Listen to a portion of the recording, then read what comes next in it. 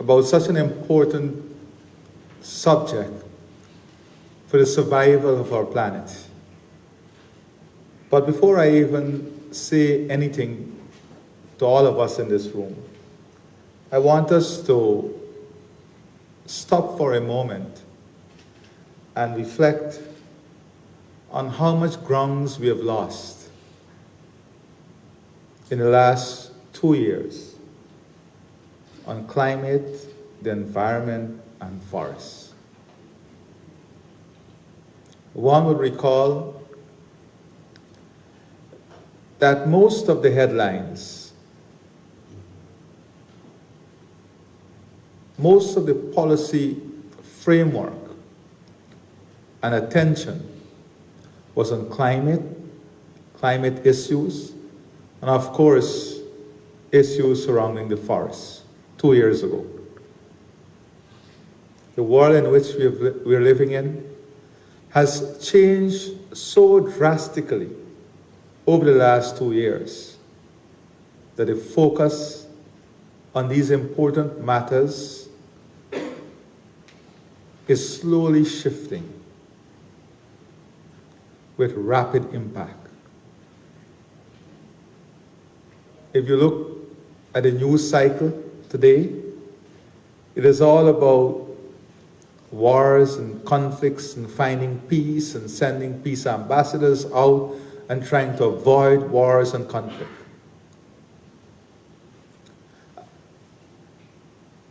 The intensity of this change was reinforced to me earlier today when I was asked by the Islamic community to make a few calls because they have their delegation going to the annual pilgrimage and trying to get leaders and ministers from a number of countries in the Gulf was so difficult because everyone were engaged in some form of peace negotiations or conflict negotiations somewhere in the world. So we must ask ourselves, is the climate timetable being pushed back against the fact that the effects of climate change is increasing with greater intensity every year? And when we look at the policy frame of the world and the priorities of the world today, we are seeing climate, the environment, forests, much less biodiversity, being pushed further and further down the agenda, down the priority listing of what the world is looking at. And this is frightening. That is why I want to compliment all of you in this room today for the work that you are doing in ensuring that we fight back, at such a rapid pace that we do not allow the attention on these critical issues to be lost or minimized. We have a duty and responsibility, especially to those before us who would have done groundbreaking work to get us to where we are. And I want you to applaud yourselves for being part of this group.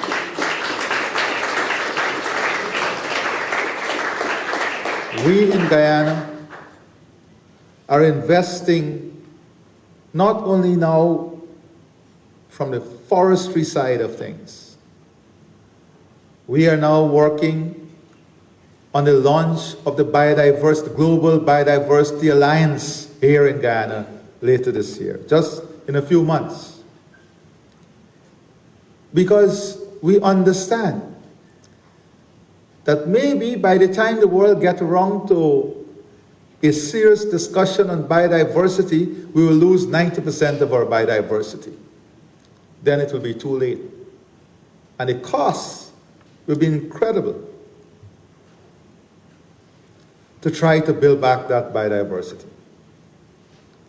That is why these meetings, this coming together of minds, is so key and critical. But what is most important as we confront these global challenges is the strength of our partnership, the strength of our collaboration, the strength of our cooperation. And that is why Guyana and the UK, we are placing a lot of energy, a lot of resources and effort behind this initiative. We cannot afford for this initiative to fail. So we have no choice but to accelerate our activism, to accelerate our work, and to expand the partnership. But we're doing so at a time when economic opportunities cannot be the opportunity costs of saving the forests. Very importantly, we have to demonstrate how the forest can stimulate economic and livelihood opportunity, improving the model that livelihood does not come as an opportunity cost of keeping the forest. And here in Guyana, I want to humbly position that we are in the process of building a model that is allowing this aspect of the equation to be solved by investing revenue from carbon sales back into the communities to enhance livelihood options, to enhance infrastructure, and to create opportunities within the forest itself. And then we have to leverage this brand. We cannot be looking at this only from a scientific perspective. We have to understand how do we leverage the brand of the forest in the world so that we can influence social spending and behavior by understanding what the forest means to humanity and understanding how your spending in products that comes from the forest help to keep the forest alive. And this is how we can build a series of small and medium-sized enterprises on a common platform. Imagine if the forested countries, if we come together, the 32 of us now, and launch one common marketing platform where we develop products that are sustainable and we sell it on this common platform. We create an economic platform, 32 of us coming together. That is a power we bring when we come together here today. If 32 of us decide that we're going to market each other's ecotourism product, that we're going to support each other in different corners of the world, that together we're going to build the scientific, the economic, the social, the financial, and the human platforms that would support upkeeping the forest and ensuring it's intact. Then we have an important responsibility of creating in the mindset of people a level of consciousness that allows you to act involuntarily. And let me give you an example. As president, I've had the opportunity to travel all across Guyana. And in the last 3 years, if I travel in an area over the forest and I see something that I did not see, months ago, Jerry is here, he would tell you, I would ask the guys if we can get down there because I want to investigate it myself. Sometimes I believe I'm a forest ranger myself. Because a level of consciousness and identity has been created within me that was not there, I'll be honest with you, that was not there at the level it is today 4 years ago. How do we ensure that this also becomes the norm of our citizenry? And we have tried in Guyana to come up with a very creative idea. And I had the opportunity last night to review the first set of VR and immersive videos on our waterfalls and forests here in Guyana. We're going to launch it very soon. It was breathtaking, extraordinary. It was just fantastic. And I wanted to do a small experiment. So I took home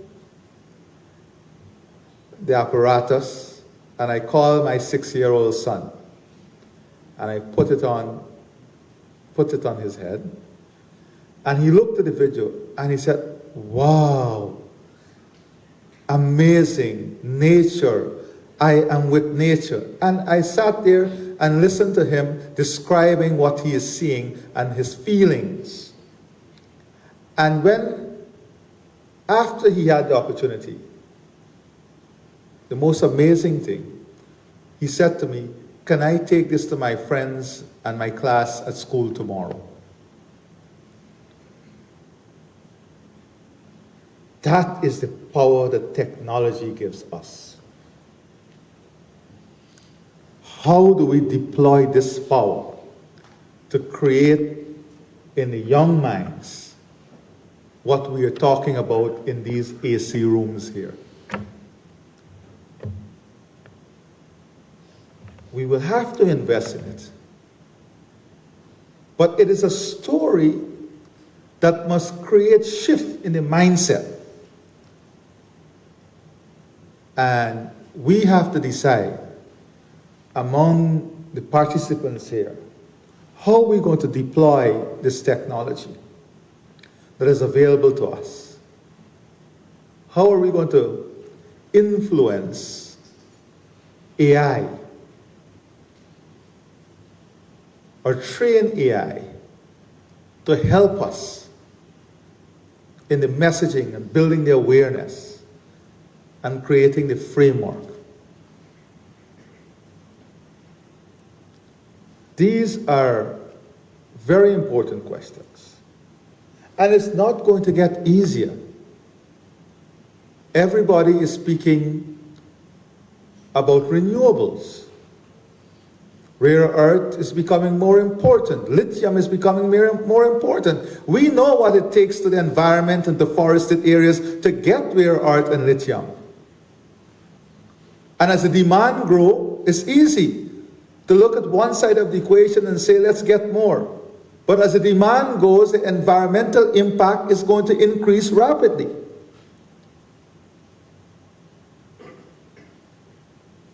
And make no mistake, not a single person has assessed, well, publicly, maybe privately, the impact on forests, on forested areas, and the environment as gold prices continue to climb.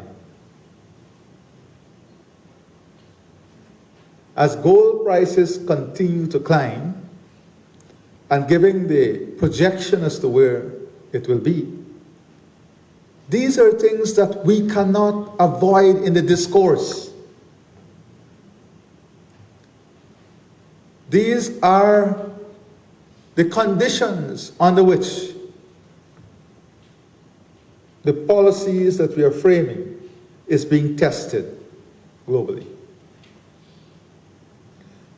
So it is in this context, this frame, that we are gathered here in Georgetown, Guyana today.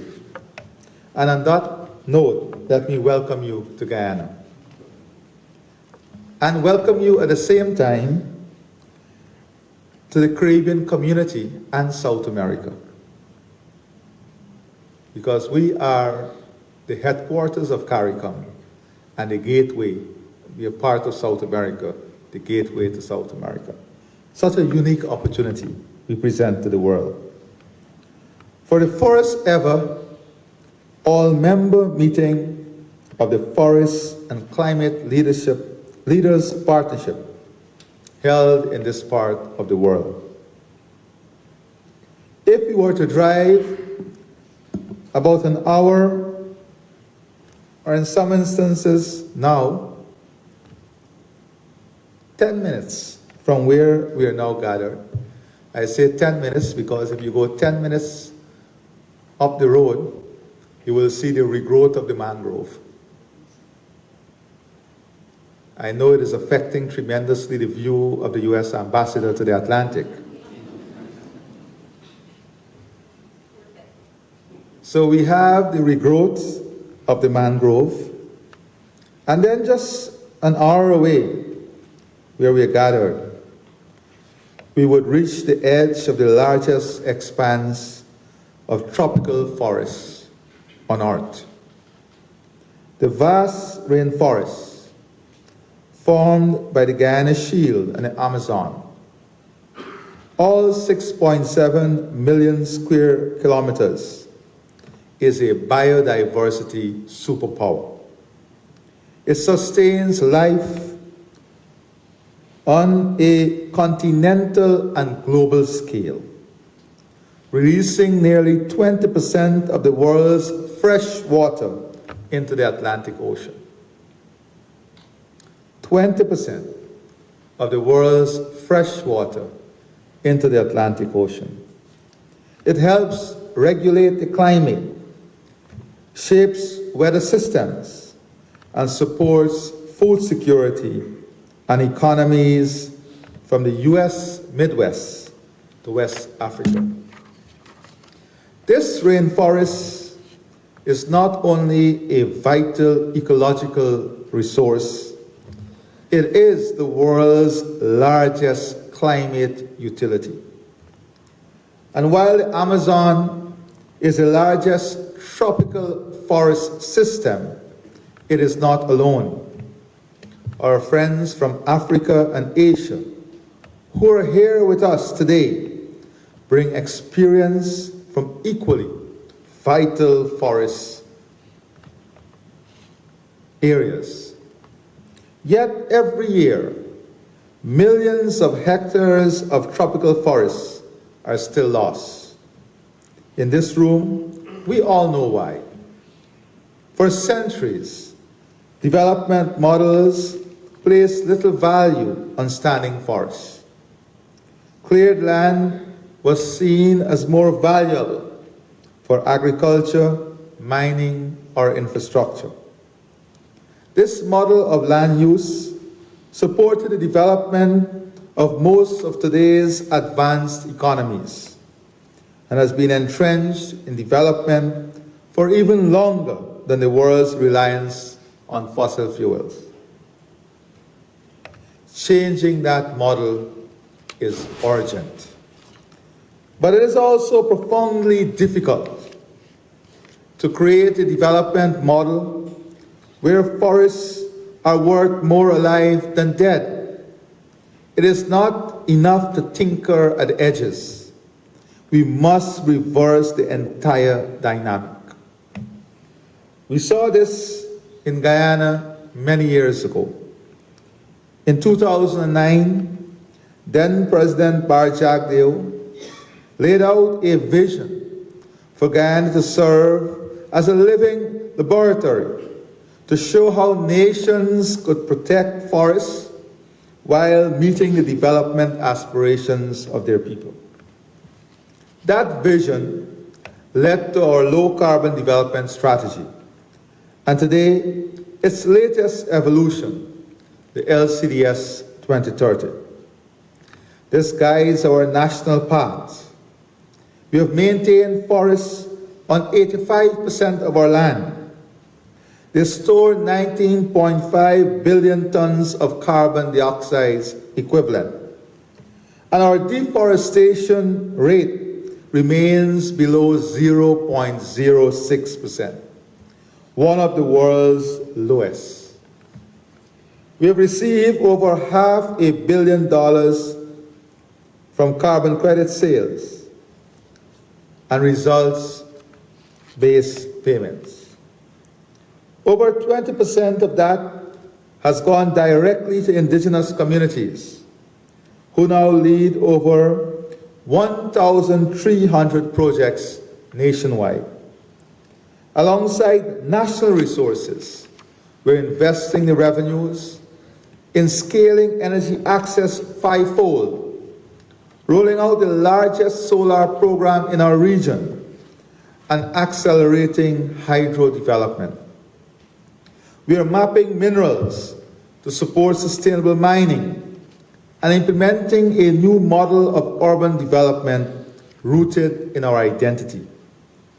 We're implementing the largest climate adaptation program in our country's history and opening up 30,000 hectares of non-forested land to enhance food security while keeping pressure away from the forests. Very importantly. Our message is simple. Prosperity and forest protection are not mutually exclusive. In our 15-year journey, we have made mistakes, but we have also learned what works and what doesn't. Let me highlight just 4 lessons that I hope the FCLP can learn from and act upon. First, there must be stable, sustainable, and reliable economic incentives to act on forests.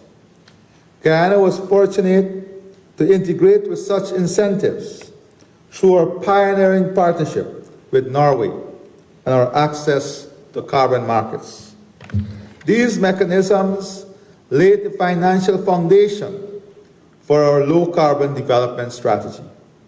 Yet today, too many tropical forest countries face a constantly shifting landscape for new economic incentives.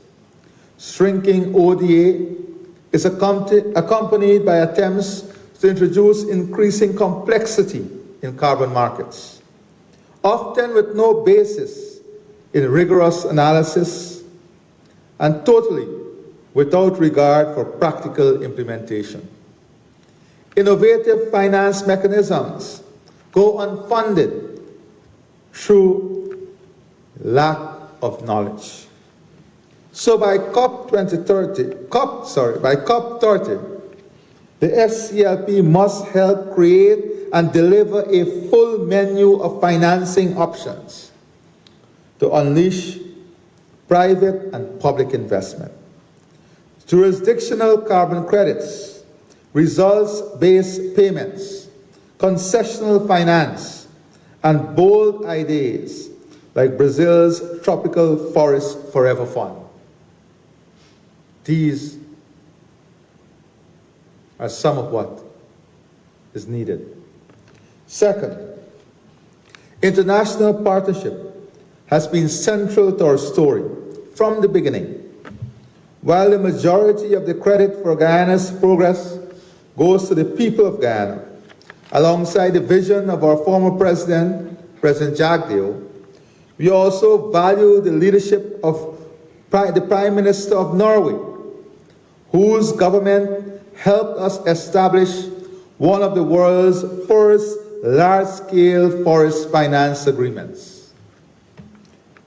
We also work closely with His Majesty King Charles, first through the Prince Rainforest Project and now through the King's Foundation, which supports our sustainable urban development priorities.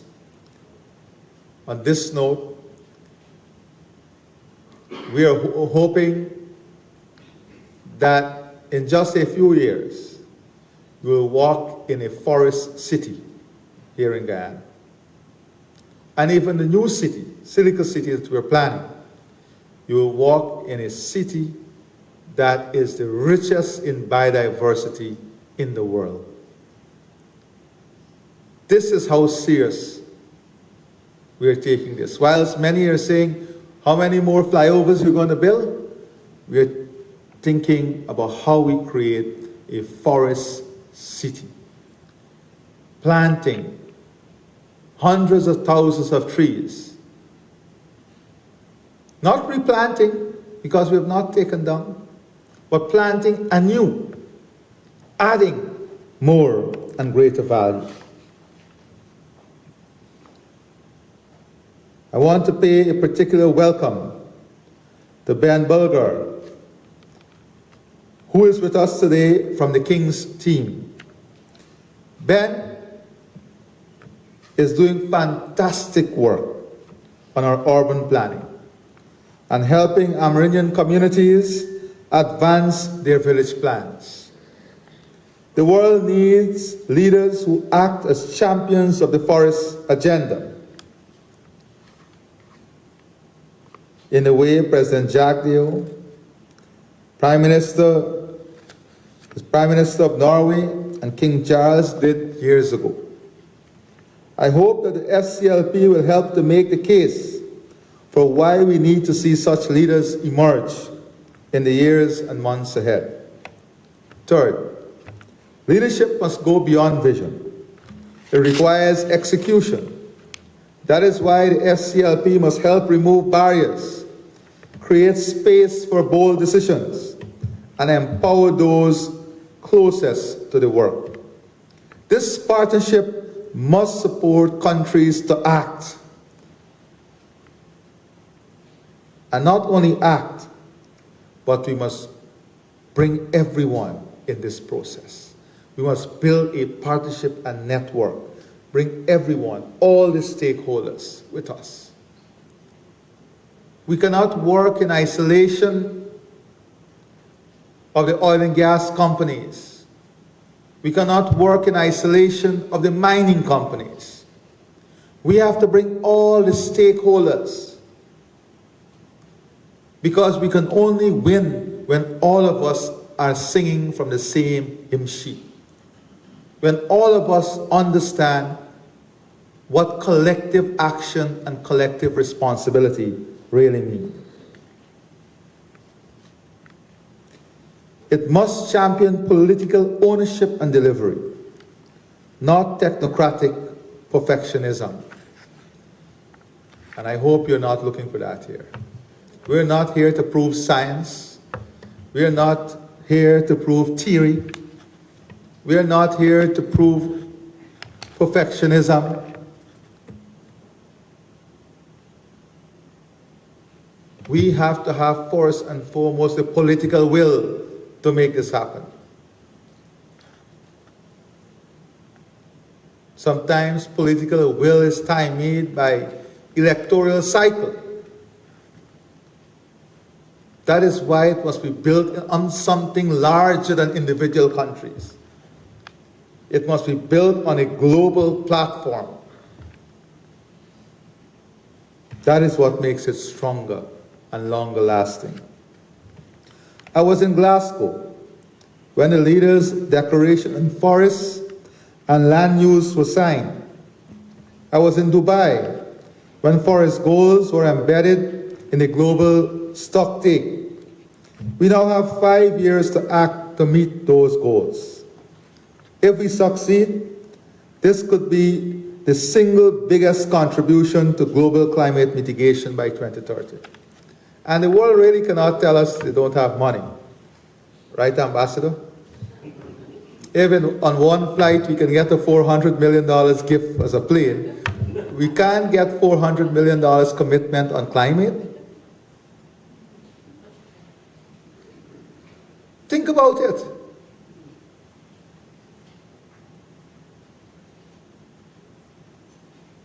But our voices is being pushed back. It is not that the resources is not there. It is just that we have not been able to tip the scale enough in our favor.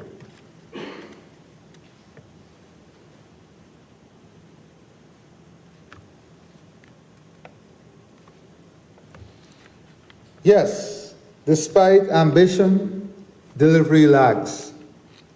To face that challenge, the FCLP must help elevate forest action to the highest political levels so that action on forests is seen as core national development, not just environmental policy. And many people ask me, what is different?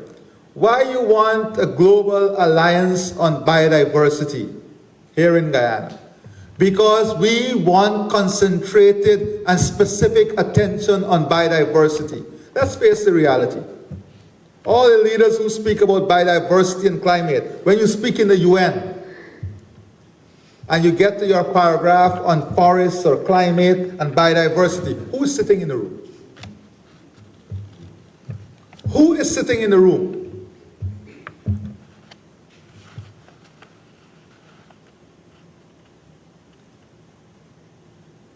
We have to create our own spaces and drive our own traffic and bring attention to the issues that matter to us ourselves.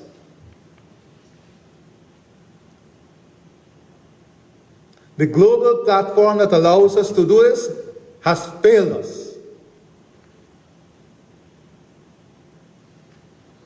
Unfortunately, the UN system is failing us.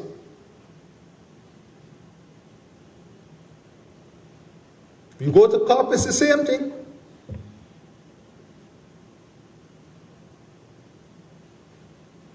It's up to the 32 of us to decide how we make it work for ourselves.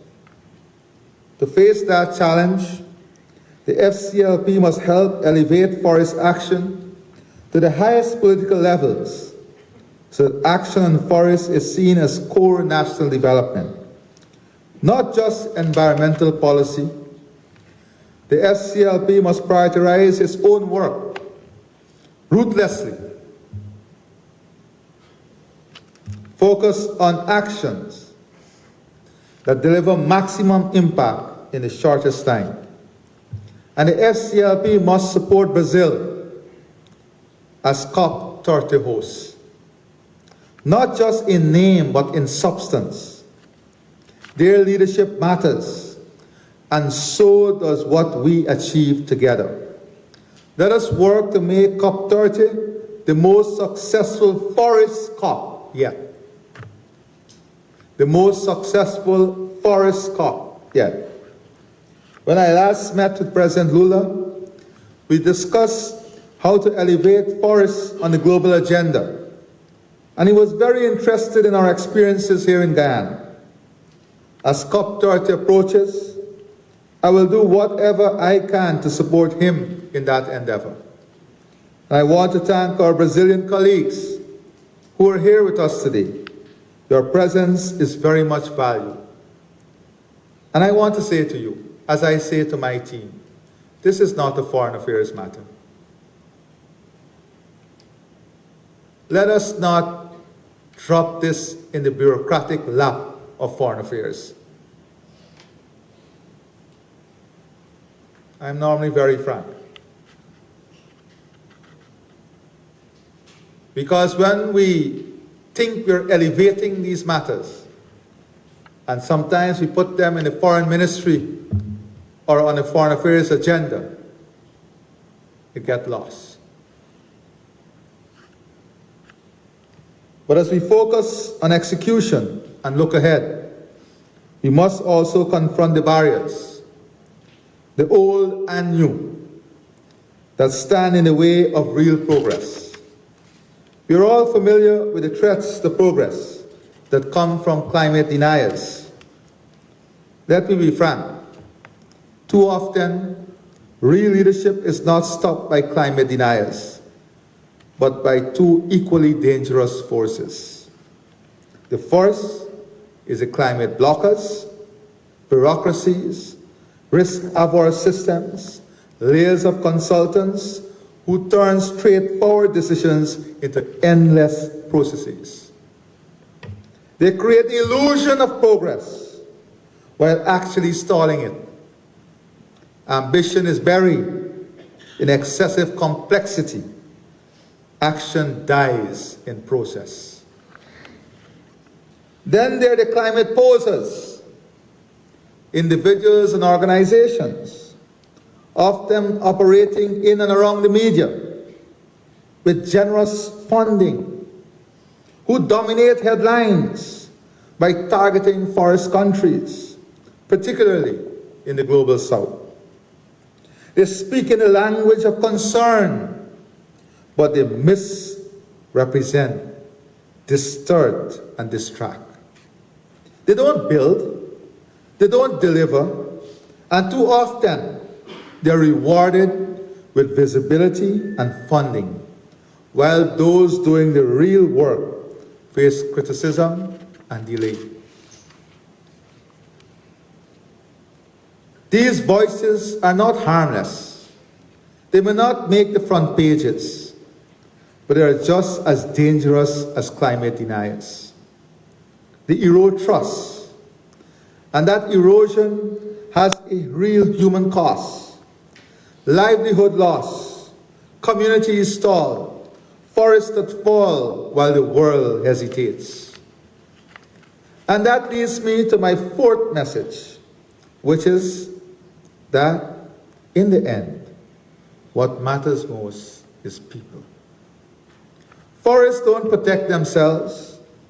Policies won't implement themselves. Carbon markets won't function without trust. It is people, especially indigenous peoples and local communities, but also public servants, the private sector, and civil society members, who are the architects of real solutions. They're not just beneficiaries, they're leaders, innovators, and custodians of the system that work. We know that indigenous peoples and local communities and citizens all over the country see that forest action delivers real benefits: clean water, energy, secure land rights, jobs, and dignity. They don't just participate, they lead. They defend the forest because it is inseparable from their identity, their livelihoods, and their future. In Guyana, we have seen this firsthand. Over 1,300 projects are being led by indigenous communities, building food systems, investing in health and education, and choosing to keep their forests standing. By investing in our indigenous people, today, more than 60% of the new entrants in our nursing program are indigenous Guyanese.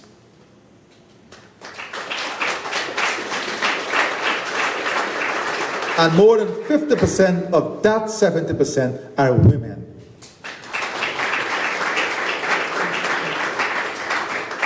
These are the real stories that don't make the headline, that don't get the cover of all the exciting magazines. But these are the real stories of success. These are the real stories that we champion every day.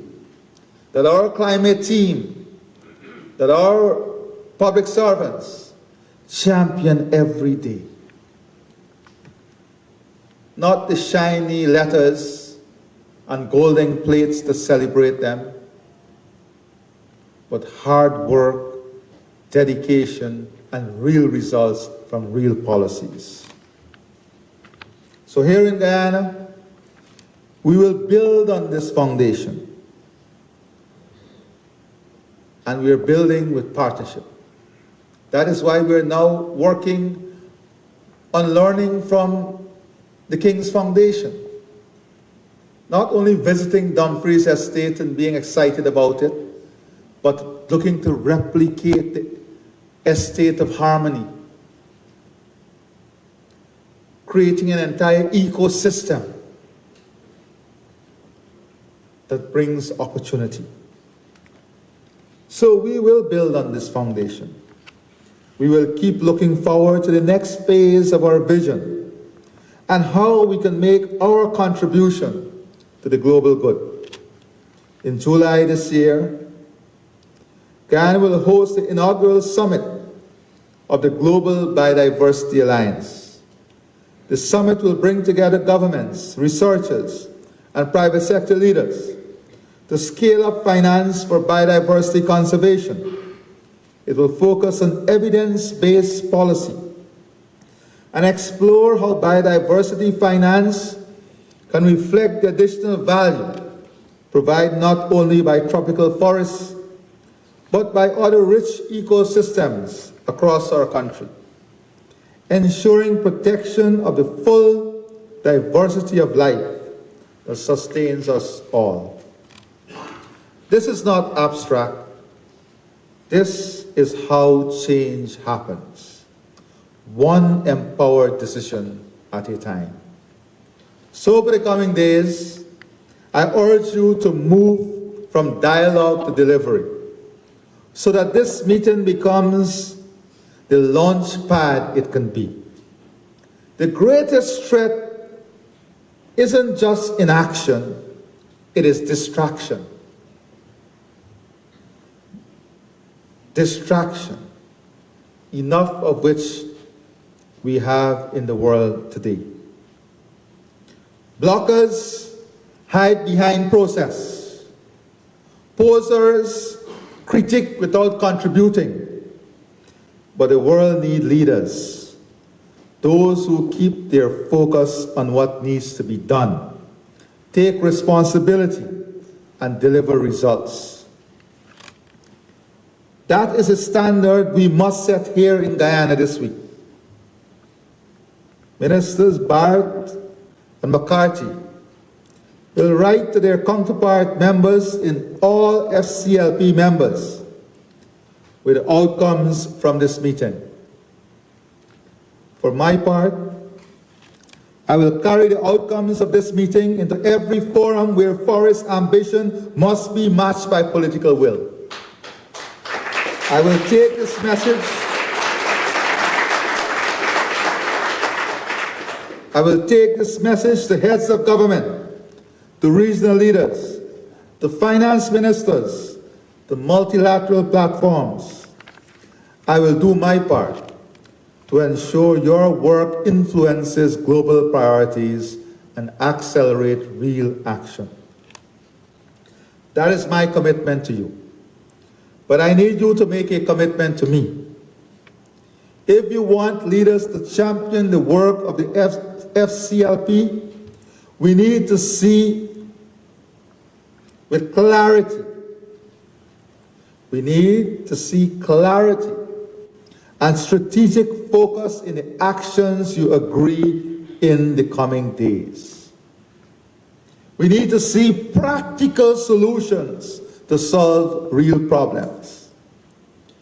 We will meet again on Thursday, and when we do, I would like to see a summary of those actions and practical solutions on one page.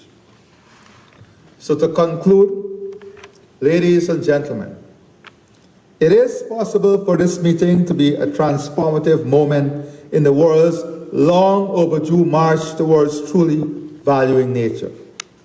Take comfort from the knowledge that forest countries can lead. And we lead best when others walk with us, not ahead of us, not instead of us, but alongside us. I wish all our FCLP members and friends the very best in your work in the days ahead. Once again, welcome to Guyana. And in closing, another reason why we must have our own forums is that if I was at COP30, they would have stopped me from speaking about 40 minutes ago or 30 minutes ago. Thank you very much and God bless you.